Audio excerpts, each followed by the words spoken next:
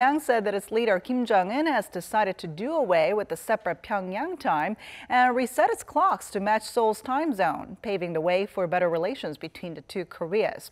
Kim also confirmed his plans to close down the Punggye-ri nuclear test site and said that he would invite international experts and journalists to watch the process.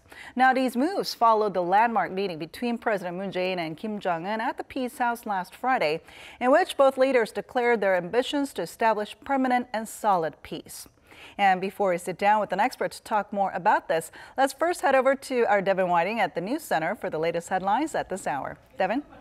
Hi, Ji-yoon. South Korea's defense ministry announced Monday that it will start dismantling the propaganda loudspeakers set up along the inter-Korean border starting Tuesday. This is part of implementing the Panmunjom Declaration, in which the two Koreas agreed to stop broadcasting propaganda and distributing leaflets along the inter-Korean border from May 1st. The Defense Ministry spokesperson said while the South Korean military is maintaining its utmost readiness and preparedness, it will do its best to implement Friday's agreement. U.S. National Security Advisor John Bolton says for the process of denuclearizing North Korea, Washington is considering the model followed a decade and a half ago by Libya. That would mean Pyongyang would have to dismantle all of its nuclear weapons before the U.S. would make any concessions. Quite a few doubts, though, whether that approach is possible. Lee Ji-won tells us more. Washington is considering using Libya's model of denuclearization as a benchmark during its negotiations with North Korea over the North's nuclear program. That's according to White House National Security Advisor John Bolton, who told Fox News on Sunday that the North has to give up all of its nuclear weapons before the U.S. gives the regime anything in return.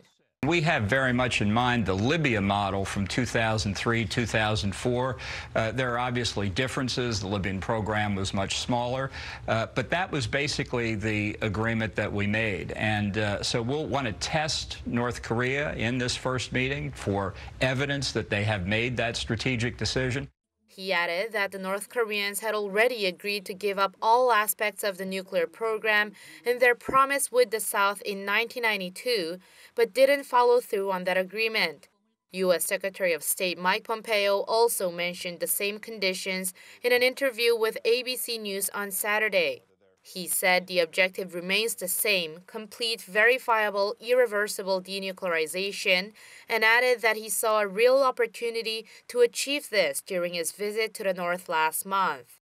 But an official from South Korea's top office had said in March that North Korea's denuclearization cannot be done in the same way as Libya's, as Pyongyang's program is much more developed, and it isn't as easy as simply plugging out a TV cable. Many experts also say that what Pyongyang and Washington want from each other cannot be done all at once. Security guarantees for North Korea is not something the Trump administration can promise, but it is in the hands of the Congress. Building a U.S. embassy in the North and normalizing ties all need steps, and it'll not be easy as the Democrats want not just denuclearization, but an improvement in human rights issues within the North as well. The expert also added, with policies always changing along with different administrations, the North would want their complete, verifiable, irreversible guarantee to be legally binding within the U.S. Lee Ji-won, Arirang News. And after last Friday's summit, diplomacy with countries near the two Koreas continues unabated. This week, China's Foreign Minister Wang Yi will be heading to the north. Beijing's foreign ministry said Monday that the visit will take place this Wednesday and Thursday at the invitation of Wang Yi's North Korean counterpart. It's a visit said to reflect China's willingness to work toward establishing peace on the Korean peninsula, coming just days as it does after this whole Pyongyang summit and the one coming up between Pyongyang and Washington. And the month of May will see discussions continue between South and North Korea following up on specific actions mentioned in the Panmunjom Declaration. The Unification Ministry in Seoul says there will be talks on setting up an inter-Korean liaison office where the two sides can work together more closely. There will be talks between the two sides' Red Cross organizations on a reunion for separated families, plus military talks on reducing tensions. Oh Jung-hee has this report. The two Koreas are expected to hold a flurry of talks over a wide range of subjects in May. That as South and North Korea stipulated some specific action plans in the Panmunjom Declaration on Friday, which include opening up a joint liaison office, holding reunions of separated families, and holding general-level military talks. First up are the high-level talks to be held as soon as possible to discuss the specifics of opening a joint liaison office with Pyongyang in the North Korean city of Kaesong. South and North Korean officials will be working in the same building, which will enable quick face-to-face meetings. If high-level discussions go smoothly, the liaison office could even be opened by June, possibly leading to moves toward reopening the inter-Korean Kaesong Industrial Complex. Holding Red Cross talks with North Korea is another top priority, with the reunion of separated families scheduled to be held around August 15th. The authorities hope to hold Red Cross talks as soon as possible because preparing for the family reunions takes 2 or 3 months due to the application and identification processes. Marking the start of, quote, frequent meetings between military authorities will be the general-level military talks that will be held in May. They'll focus on creating a peace zone along parts of the inter-Korean land and maritime border to prevent accidental military clashes. Dialogues in area of the economy and sports seem inevitable as well. Seoul and Pyongyang have agreed to link and modernize rail and road connections between the two and to jointly participate in international sports events. And the first such event will be the 2018 Asian Games coming up in August. 오정희, Arirang News. It's been a couple of years now since the two Koreas' joint industrial complex at Kaesong was shut down. But a survey done in March as tensions eased showed that 98% of the South Korean companies that did business there expect the complex to reopen during the Moon administration, and 96% would be willing to start their operations again. The survey was done by the Korea Federation of Small and Medium Businesses. The Kaesong complex has a clear appeal to them. 8 out of 10 companies said it gives them a competitive advantage through its low-cost, highly skilled North Korean labor. In 2016, the Park Geun-hye administration closed the industrial park in response to North Korea's nuclear and missile tests. The latest data on South Korea's industrial output have been released for March, and for the second month in a row, production is down overall, including in the memory chip sector. Kim Hae-sung reports. South Korea's industrial output fell 1.2% on month in March, following a 0.2% on-month fall in February, marking 2 consecutive months of decline. According to Statistics Korea on Monday, production in mining and manufacturing fell 2.5% on month in March, driving the overall fall in output. In mining, automobile and machinery output dropped by more than 3% due to sluggish auto exports, wiping out gains in memory chip production. South Korea's average factory operation rate plunged near 2% on month to 70.3% in March, the lowest since March 2009. Facility investment tumbled 7.8% on month in March, marking the first fall after 5 months of growth. Retail sales, an indicator of consumption, went up 2.7% on month on the back of strong automobile and clothing sales, posting 3 months of gains. Production in the service sector edged up 0.4% in March from a month earlier. Kim Hae-sung, Arirang News. I'm Devin Whiting, and those are your news headlines for this hour.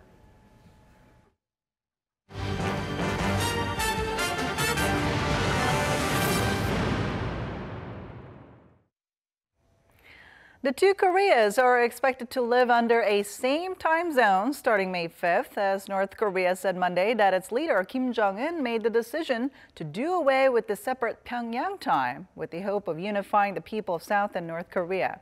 The two countries on the divided peninsula have had different time zones since August 2015, when the North suddenly changed its standard time to 30 minutes behind South Korean time. North Korean leader Kim Jongun is reported to have told President Moon Jaein during their summit last Friday that it was heartbreaking to see 2 different clocks at the Peace House, one showing South Korean time and the other showing North Korean time. And to tell us more about this, as well as what came out of the historic summit last week, Dr. Woo Jung-yap, a research fellow at the Sejong Institute, joins us in the studio today. So good to see you. Thank you for having me today. All right, so like we just heard, North Korea is going to reset its clock so that it goes on the same time zone as Seoul's time zone. Now, what can we make of this gesture by North Korea after the historic summit on Friday? By having this strange 30 minutes behind the standard time, North Korea actually isolated itself from the international community.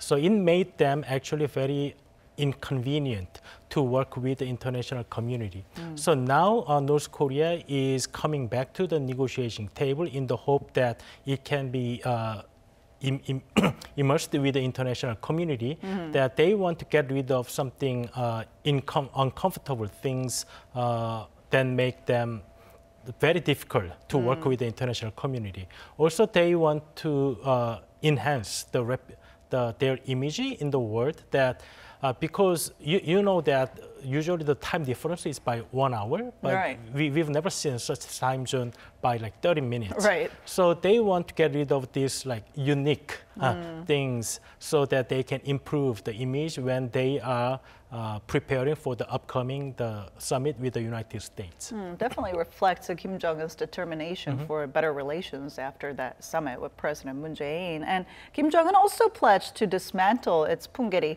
nuclear site in May, and like we heard in the report, he actually invited international inspectors and journalists to watch this process, which is something very interesting and not expected from a North Korean leader.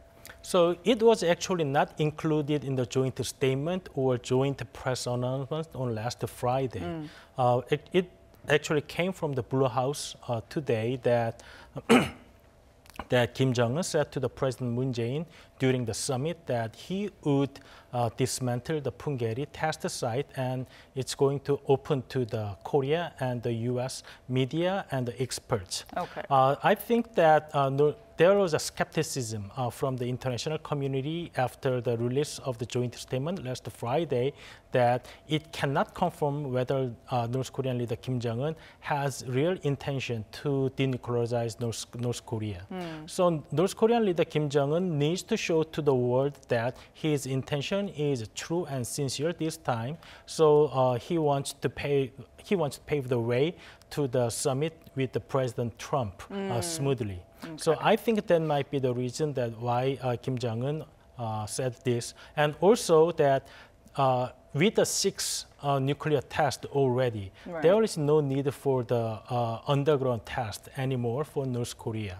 So I think that practically it does not need that nuclear site anymore. So I think it's a good thing for North Korea to discard these things before the summit so they can show to the world that they are sincere this time. And there has been talks over the Punggye nuclear site saying that it's unusable. That's why Kim Jong-un is getting rid of it. But then obviously Kim has kind of mentioned that that's not the case, right, with the nuclear site? Because there are so many tests already that one tunnel in the Punggye site is not usable anymore. Okay. But Kim Jong-un mentioned that there are 2 more tunnels which are much bigger and which are still usable. So he wants to show to the world that he's getting rid of these things not because it's not usable, but as he mentioned that he's sincere this time in denuclearizing North Korea. So he wants to prove to the world that he is very sincere this time. So like you said, this dismantlement of the Punggye nuclear site is going to probably happen before Trump and Kim Jong-un meets in the coming weeks. So how could the dismantlement of this site perhaps help the upcoming summit between President Trump and Kim Jong-un? United States has hold this strong skepticism against North Korea's intention on denuclearization. Even though U.S. believes that the international sanctions and diplomatic isolation and military tensions made Kim Jong-un to change his mind to come back to the negotiating table, but the United States still has very strong skepticism about his intention. So I think Kim Jong-un needs to make U.S. believe his sincerity to have a successful summit with the President Trump to achieve his goal. We are not for sure yet about what his intention truly is yet. However, to achieve his goal during the summit, he has to show to the President Trump and the U.S. and to the international community that he is in the direction of denuclearization. So even though dismantling the Punggye site is not the best thing, not the old thing that he can prove, but it's the small step that he can take to prove it. And now, what's interesting is that we had some interesting statements made by Kim Jongun, according to South Korea's presidential office on Sunday from that summit with President Moon Jaein. And Kim Jong-un said that he's not the kind of person who will shoot nuclear missiles at the South or the Pacific or the U.S. And he also said that if the U.S. tries talking with the North, it will see that he's not the type of a person who will even possess nuclear weapons. So what can we make of these statements? He actually contradicted himself because until the January New Year's statement, he mentioned by himself that North Korea is going to deploy combat-ready nuclear warheads and it's going to mass produce the nuclear weapons. But the reason I believe why he said this to President Moon Jae-in was that because of U.S. skepticism on North Korea's intention, he might worry that the summit between President Trump will not go smooth. So he wants to tell the President Trump that he actually has a true intention of denuclearization this time. So based on that belief that U.S. President Trump can negotiate with him, because so far U.S. has a strong skepticism that they believe that North Korean leader Kim Jong-un is not someone who can negotiate with. So he wants to lower this like anti-sentiment toward him about his insisting to have the nuclear weapons on North Korea. So he's saying that he's not a threat to someone to talk to, and he's kind of opening himself up, obviously, even during the summit too. So now after the summit on Friday, we're seeing South Korea closely cooperating and talking with other regional players. But we're hearing that Trump-Kim summit might actually happen earlier than we were expecting it to happen. Yeah, actually, the talks and meetings between the United States and North Korea has not been open yet. Right. And we believe that there are many talks and meetings between the United States and North Korea. So about a couple of weeks ago that the meeting can be postponed to the middle of June. Right. But now President Trump himself mentioned that meeting can be in 3 or 4 weeks, which is by the end of May. Right. So I think that there are something positive going on between the United States and North Korea. And we don't know yet because President Trump still mentioned that meeting can be canceled or he can leave the table when he believed that nothing is going to happen during the summit. Right. So maybe he cannot confirm that the North Korea is confirming the denuclearization and how to denuclearize itself.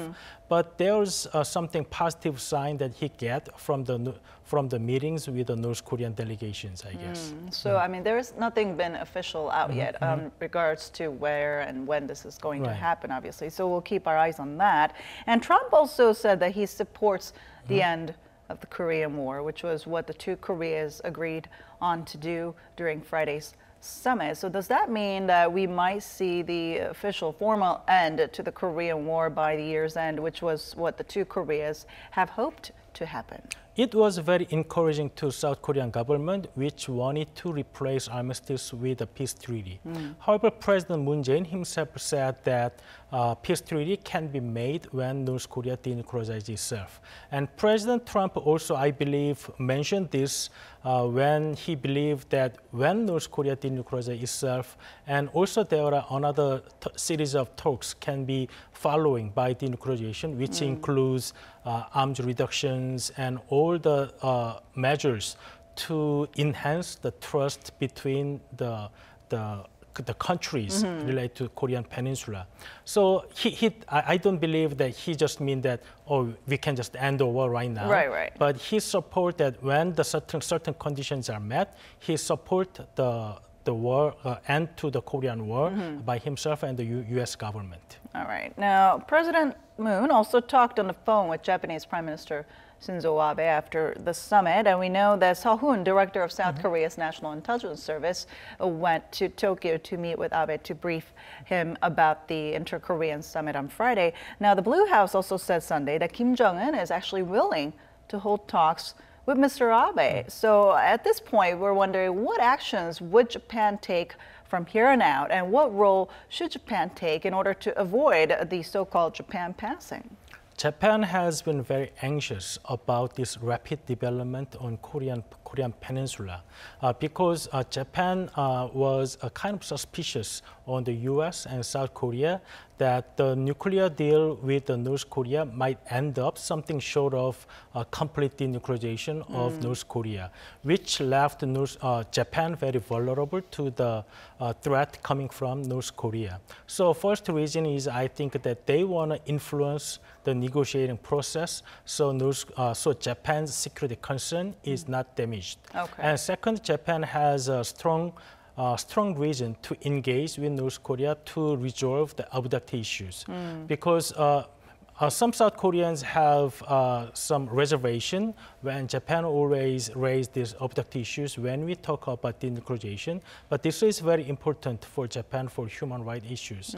So I think President Moon Jaein already mentioned that he mentioned abducted issues to Kim Jongun last Friday, I think, which is a very good gesture and diplomatically very prudent move for President Moon Jae-in by talking that issue to Prime Minister Abe. So I think that we can handle Japan issue very carefully. All right, so we'll expect some positive developments on that front. So how would you assess Friday's summit? I mean, has it achieved the big goals that it was hoping to achieve? I think it's a good start. Okay. Definitely, it's not finalizing anything yet. We just have an agreement with North Korean leader that he's sharing the goal with the South Korea about complete denuclearization of North Korea. So there has been criticism from international community that this year's statement was not as concrete as the statement made before. For example, 2005 September 19th statement includes the clause that DPRK has to abandon its own nuclear program. So it was much more concrete before. But I think this is quite a good progress because North Korean leader Kim Jong-un has never said that they would talk about denuclearization of North Korea. Right. So compared to that past statement that North Korean leader Kim Jong-un said that he shared the goal with the South Korean leader that the complete denuclearization of Korean Peninsula is the common goal of Korean people. I think it's a quite good progress, but there are so many things left to overcome. Yeah, now, I mean, now with that Trump-Kim summit coming up, all eyes are on how the two sides will discuss the nuclear issue involving North Korea. Now that we know two Koreas have agreed on complete denuclearization, but you're saying that we don't know the specifics. I mean, how much is complete? I mean, how far is this going to go? So what are your thoughts on that? I think that is why that President Trump still mentioned that the summit can be canceled because I don't think that North Korea and the U.S. have agreed any specifics on how to denuclearize North Korea. So there are certainly a way that United States prefer, which is make comprehensive deal and immediate denuclearization, like such as what happened in Libya in 2003 and 2004. Right. So United States wants to follow that model, while North Korean, I think, prefer something like progressive and step-by-step. So while they are doing something, then they wanted to get something back from the international community. So I think it's very important to see how two countries are going to negotiate on how to denuclearize North Korea. Well, definitely a lot of things to keep our eyes on until that summit between Trump and Kim. But for now, thank you so much for your insight today. Thank you.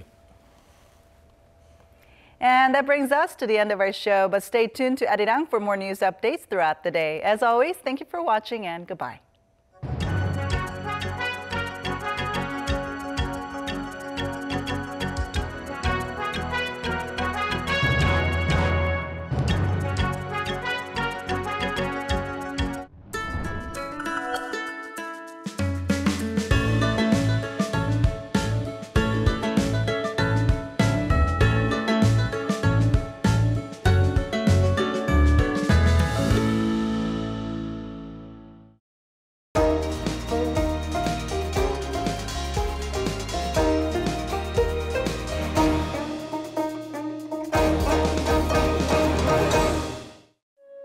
Naengmyeon, cold buckwheat noodles, are a summer treat. The three major types are the hamang naengmyeon, buckwheat noodles topped with sliced fish, the Pyongyang naengmyeon, buckwheat noodles in cold broth, and the Jinju naengmyeon, which is eaten with seafood broth and topped with meat, cabbage kimchi, and eggs. Among these noodles, there is an interesting story behind the origin of Pyongyang naengmyeon. Let's take a look.